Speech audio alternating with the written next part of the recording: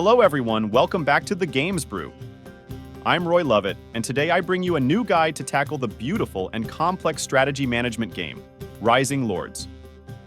Having the upper hand over our enemies won't be an easy task, so here are 10 things to know before playing Rising Lords. 1. Hidden options during battles. Battles in Rising Lords are filled with things to do and can prove to be quite challenging. One aspect that may not be immediately apparent is the ability to open a menu by right-clicking on one of our units. From this menu, we can not only use the abilities associated with the cards in our possession, but also choose to put our soldiers in a defensive position without having to move them or delay their action. 2. Pay attention to recruitment. The creation of our army is one of the most crucial aspects in Rising Lords. However, recruiting our forces will not be exactly easy. One of the most important things to keep in mind is that recruitment is not global, but tied to each individual region. This means that if you decide to recruit 20 archers, they will be enlisted by taking soldiers from the region where you are located. This system not only impacts local resources, but also determines where the troops will be positioned once recruited. When gathering your troops, therefore, be mindful not only of being in the desired region, but also in the desired point on the map. 3. Optimizing the use of resources. As you will quickly discover, having sufficient resources to set our plans in motion will not be a walk in the park. For this reason, a piece of advice we offer is to identify a non-essential resource and use it as a bargaining chip to replenish your coffers. An example is the stone quarry in the early missions of the campaign. Stone may not be an extremely useful material for constructing the initial basic structures, and you can extract it to trade with merchants, ensuring an alternative income of money to buy more useful materials. 4. Be mindful of animal consumption. In Rising Lords, in addition to wheat, we can use the meat of cows, sheep, and horses to sustain our populace. However, animals can also be utilized for other purposes, such as producing wool, milk, or mounts for knights in the case of horses. If we wish to use animals for these alternative functions, we must ensure to exclude them from food sources, preventing them from being consumed.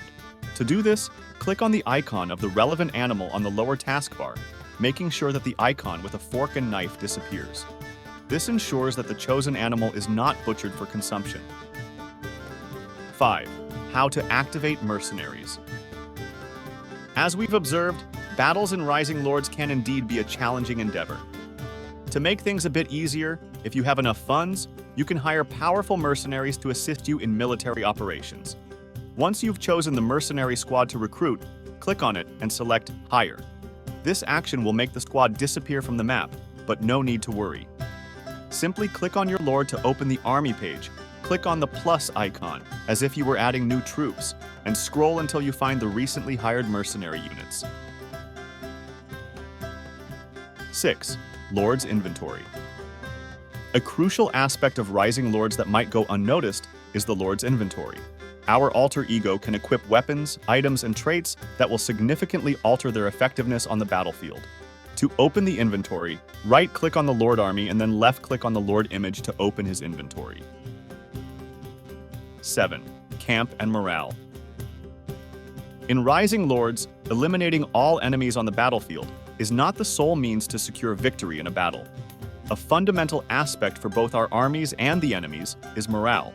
Troops with low morale will fight much less efficiently, and if their morale reaches 0, they will flee, granting us the victory.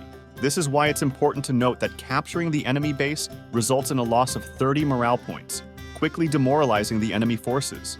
Therefore, it is prudent not only to defend our base, but also to devise a strategy to destroy the enemy base and create disorder. 8. Rejecting cards. Staying on the topic of battles, one of the resources at our disposal is the skill cards. At the beginning of a battle, we can choose whether to accept or decline the initial hand of cards offered to us. However, be cautious. Every time we reject a hand, the subsequent one will have one less card until it contains only one. 9. Leveling and resting. Engaging the enemy forces is undoubtedly an excellent way to enhance both our lord and the troops at our disposal. However, our men and our commander will also level up outside of combat. Before dismissing any controlled troops, check the level they have attained and consider whether it's truly appropriate to let them go. 10. Avoid using AI for battles. In Rising Lords, you can opt for the AI to handle battles on your behalf. However, we strongly advise against doing so. Throughout our runs, we've observed that automated combat tends to consistently end unfavorably, even when in a significant numerical advantage. In the worst cases, our army faced defeat, and in the best cases, we suffered considerably greater losses compared to confronting the battle directly. That wraps up our guide, 10 things to know before playing Rising Lords. I hope it has been helpful, and don't forget, you can find all the relevant links down below, including our social media and guides. And hey, feel free to drop a comment, give the video a thumbs up, and subscribe to the channel for more content. I'm Roy Lovat, and I'll see you in the next video. Bye!